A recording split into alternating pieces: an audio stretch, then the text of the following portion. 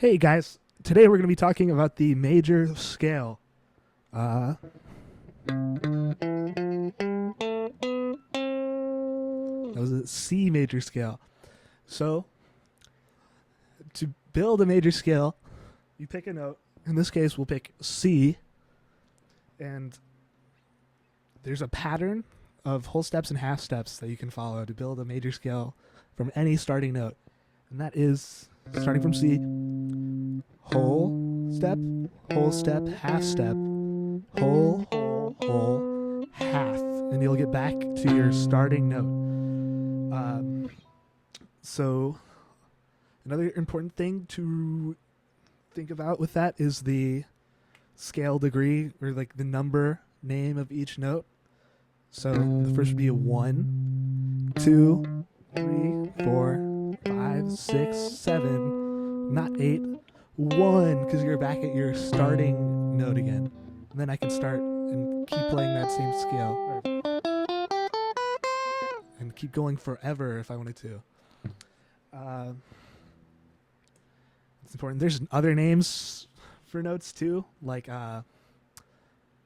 dominant, tonic, supertonic, but those aren't too important. I haven't really had to use those names ever. But here, let me write out the pattern for you. Half, whole, half. So between each note, right? And this is your 1, 2, 3, 4, 5, 6, 7, 1 again. C major is interesting because there's no sharps or flats. So it's just C, D, E, F, G, A, B, C. That's a lot of information there, but hopefully it makes sense. Yeah, so every key, you've probably heard that term before, is a major scale. So every song has a key, and that's just referring to what notes it uses from which scale. So there is a thing called the circle of fifths. And basically, starting from a C major scale, because there's no sharps or flat, if you went up to the fifth note, which is a G, and you built a major scale off of G, there would be one sharp, which is an F sharp.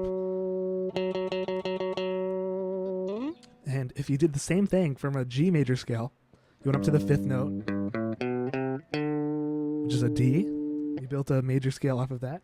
Whole, half, whole, half.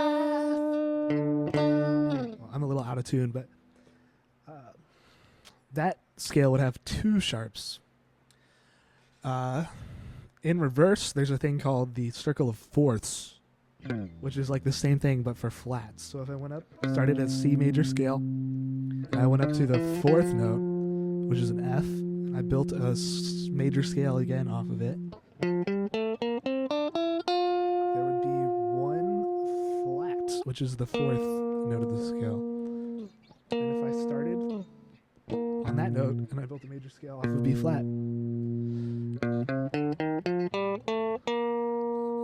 you'd build a B flat major scale, and that would have 2 flats in it.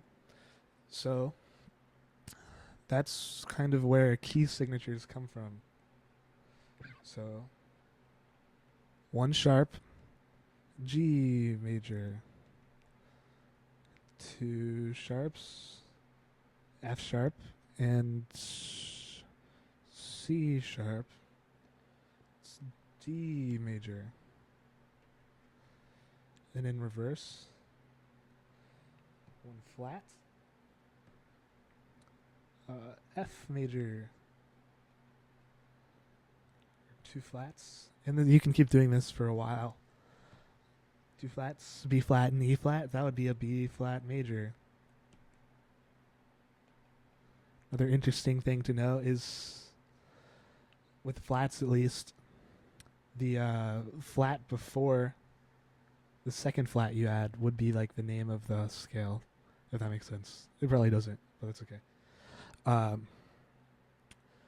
Yeah, so these are your key signatures. An important thing to remember is like which notes are the first, second, third that you'd add. So for sharps, you start with F sharp, C sharp, G sharp, D sharp, A sharp, E sharp, B sharp, which you don't see those last ones too often.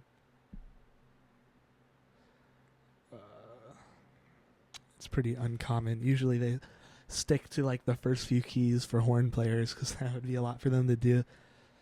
And the same thing backwards for flats. So B flat, E flat, A flat, D flat, G flat, C flat, F flat, which you don't see those last ones too often either.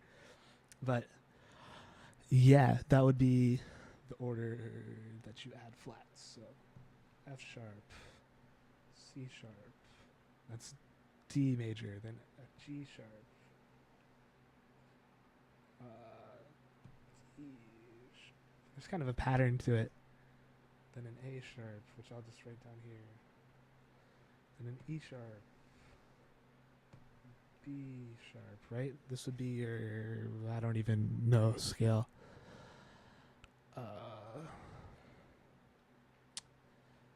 Yeah, that's pretty much all you need to know about the major scale.